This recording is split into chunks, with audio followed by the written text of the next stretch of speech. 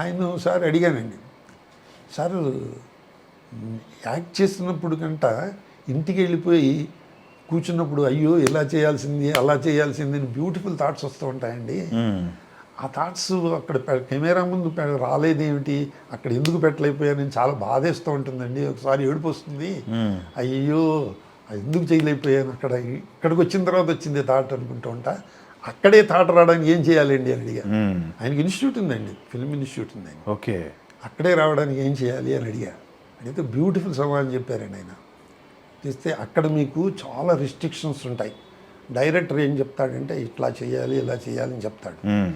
తర్వాత assistant director వచ్చి మీరు స్క్రిప్ట్లో కూ అని ఉంటే కీ అని పలుకుతున్నారండి, కూ అని పలకాలి అంటాడు అసిస్టెంట్ డైరెక్టర్.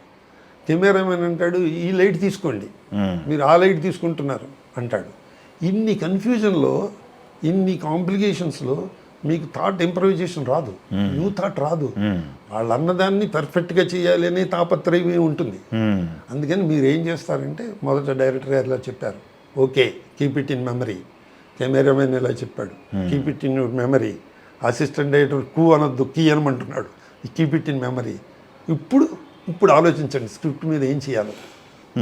ఈ కన్ఫ్యూజన్లన్నీ తీసేయండి. ఇంటికి వచ్చిన తర్వాత ఎందుకు వస్తుంది మీకు థాట్, కన్ఫ్యూజన్ ఏం లేదు, హాయిగా పడుకున్నారు ప్రశాంతంగా.